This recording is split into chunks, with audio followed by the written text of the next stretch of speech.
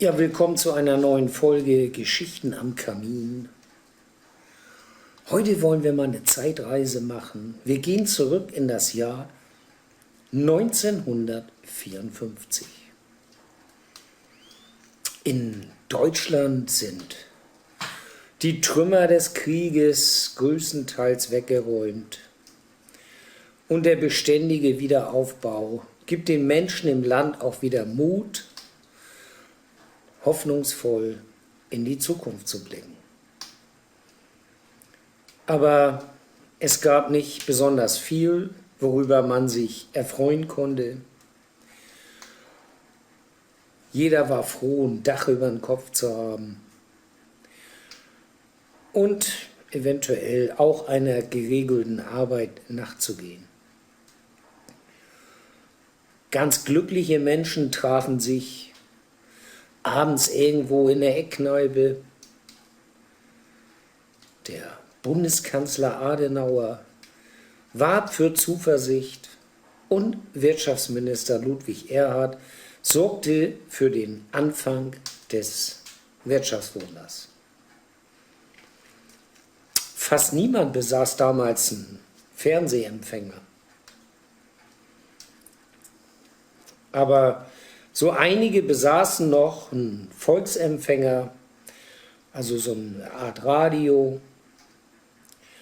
So versammelten sich im Sommer 1954 viele Menschen vor einem Radio, um die Übertragung der Fußballspiele zur Fußball-WM 1954 sich anzuhören.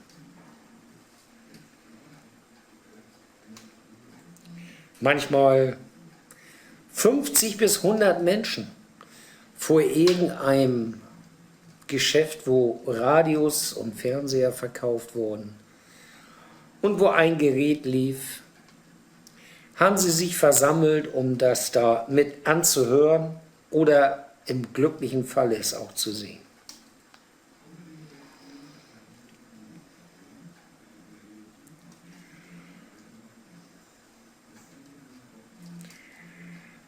Dieses Gemeinschaftsgefühl und dann auch die Freude über den ersten Titel hat unser Land auch wirklich positiv geprägt. Ja, wir sind wieder wer. Wir können noch was.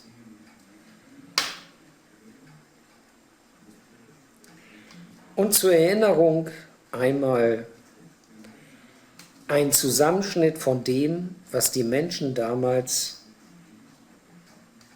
da auf der Straße oder vielleicht sogar in irgendwelchen Lokalen oder zu Hause gehört haben. Viel Spaß dabei. Deutschland im Endspiel der Fußball-Weltmeisterschaft. Das ist eine Riesensensation. Das ist ein echtes Fußballwunder. Ein Wunder, das allerdings auf natürliche Weise zustande kam und das wir dem Fußballverstand unserer Spieler und der Vollkommenheit ihres Spiels verdanken. Und dieses Spiel hier hat bereits vor einer Minute Angriff auf das ungarische Tor, über das Tor hinweg, ein Kopfball von Morlock und Grosic reißt die Fäuste hoch. Ich glaubte, eine Ecke erkannt zu haben, viele Zuschauer auch. Aber Schiedsrichter Link aus England, dass Fritz Walter-Wetter ist und dass das gut für unseren Techniker Fritz und seine Kameraden ist. Sie hören an der Geräuschkulisse, dass ein deutscher Angriff rollt. Deutschlands Fußballfans haben sich aufgemacht und sind zu Zehntausenden nach Bern gekommen. Sie sehen jetzt einen Angriff der deutschen Mannschaft von Liebrich soeben. Und Ungarns Sturm, Grosic müsste schießen. Nachschuss, Puschkas, Tor!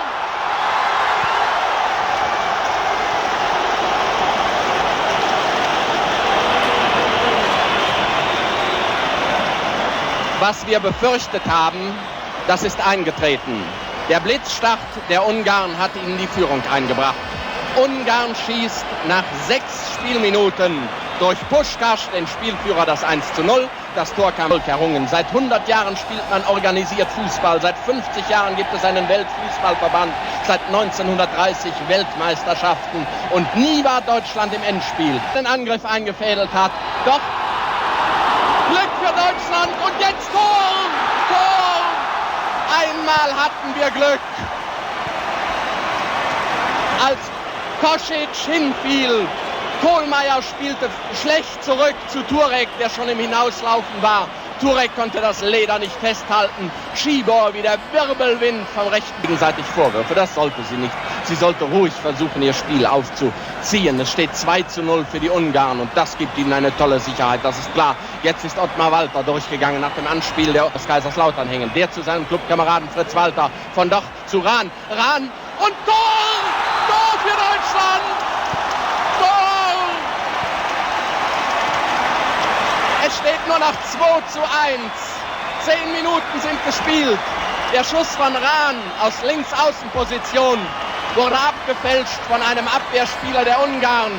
Im Spagatschritt warf sich Maxel Morlock aus Nürnberg in die Schussbahn und mit allerletzter Kraft schiebt er den Ball am ungarischen Torsteher Grosic vorbei in das Äußerste. Das sollte unserer Elf Mut und Selbstvertrauen geben. Das Spiel heute ist außerordentlich schwer, vor allem für die Spieler, die nicht ausgezeichnete Techniker sind, denn es ist so glatt, so rutschig, dieser Rasen.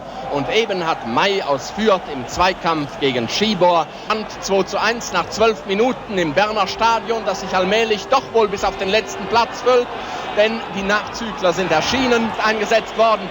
Eckel müsste abspielen. Er zögert lange. Jetzt spielt er ab. Und da Ottmar Walter schießt da innen.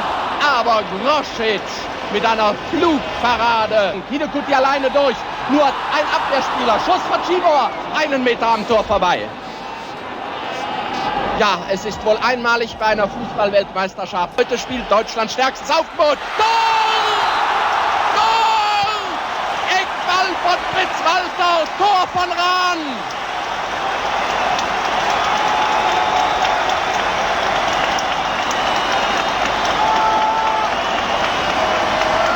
Genauso war es. Deutschlands A-Mannschaft, der großartige Sieger gegen Österreich, hat aus 0:2 ist zu glauben, wir haben ausgeglichen gegen Ungarn. Die Sieger, Szybor alleine im Strafraum der Deutschen, schießt, aber Toni Turek liegt in und wie uns 3-4 Leuten hier in der Engel-Rundfunkkabine. Nun aber der Eckball der Ungarn. Szybor tritt ihn. Weit mit aufrücken. Jetzt heben sie den Ball in den deutschen Strafraum hinein. Schuss! Abwehr von Turek! Turek, du bist ein Teufelskerl! Turek, du bist ein Fußballgott! Entschuldigen Sie die Begeisterung, die Fußballleien werden uns für verrückt erklären. Aber bedenken Sie, es ist heute wirklich Deutschlands Fußballtag. Und der Elfmeterpunkt, Kopfball von Hidekuti und wieder ist Turek in der Luft und hat souverän den Ball heruntergeholt. Deutschen Strafraum hinein, Kopfball von Posipal und wieder Hidekuti müsste schießen, schießt auch an den Pfosten, an den Pfosten! Und Toni war schon geschlagen. Höchstens in den ersten 10 Minuten. Sonst spielt Deutschland mit. Auch jetzt wieder eine Chance. Schäfer müsste schießen. Abgewehrt. Und Nachschuss. Abgewehrt.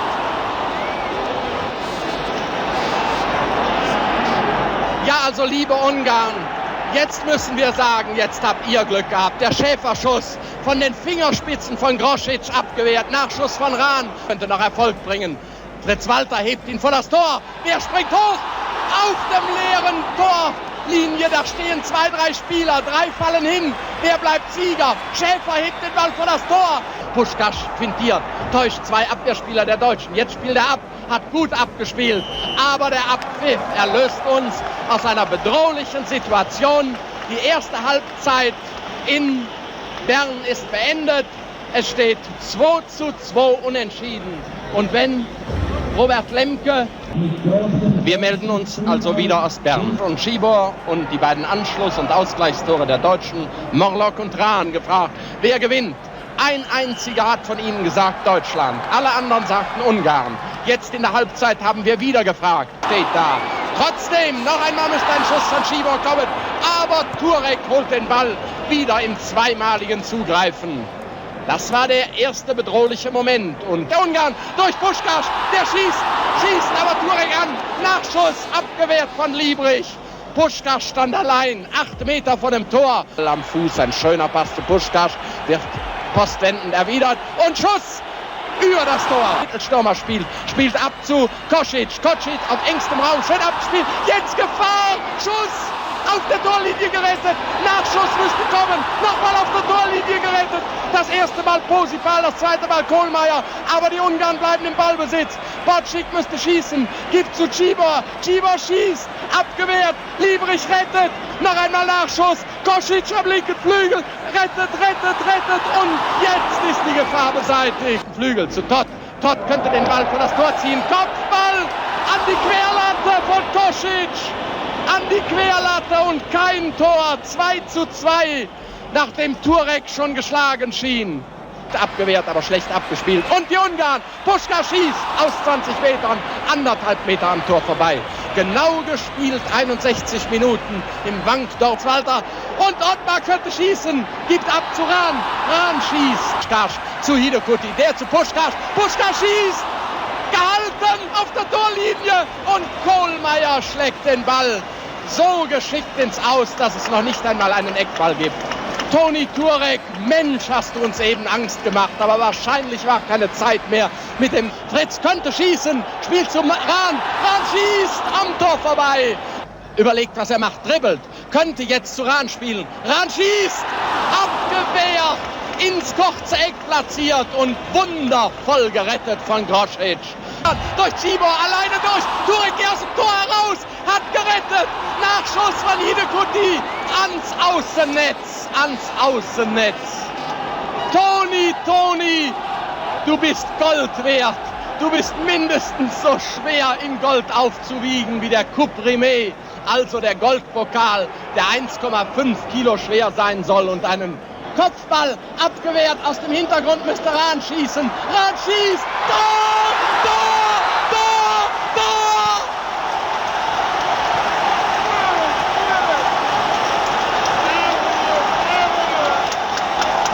Tor für Deutschland, Linksschuss von Rahn, Schäfer hat die Flanke da innen geschlagen, Schäfer hat sich gegen Bocik durchgesetzt. 3:2 für Deutschland, 5 Minuten vor dem Spielende. Lauern die Puster-Söhne, drehen jetzt den 7. oder 12. Gang auf und Kosic flankt, Puschkasch abseits, Schuss, aber nein, kein Tor, Puschkasch abseits.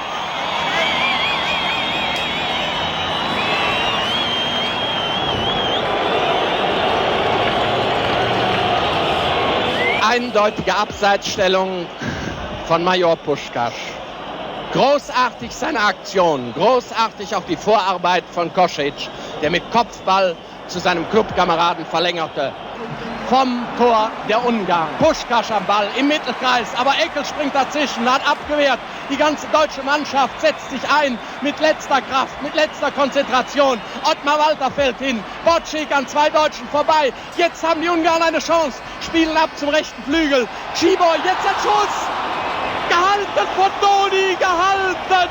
Und Puschkasch, der Major, der großartige Fußballspieler aus Budapest, er hämmert die. Einen Einwurf zugesprochen, der ist ausgeführt, kommt zu Bocik. Aus! Das Spiel ist aus! Deutschland ist Weltmeister, schlägt Ungarn mit 3:2 Toren im Finale in Bern. Unser Stolz, unsere Freude und unseren ganz innigen Dank den 11 Spielern im weißen Jersey und den schwarzen Hosen, die jetzt zur Gegentribüne hinüberlaufen und die deutsche Schlachtenkolonie begrüßen. Die Fahnen schwarz-rot-gold sind drüben im weiten Rund zu sehen und auch wir sind ergriffen. Während die deutsche Elf, Jules Rimet, scheint zu Ende gesprochen zu haben. Und jetzt erfolgt die feierliche Übergabe des Pokals an Fritz Walter, den Kapitän der deutschen Weltmeistermannschaft. Er nimmt den Pokal in die Hand, zeigt ihn seinen 10 Mitspielern.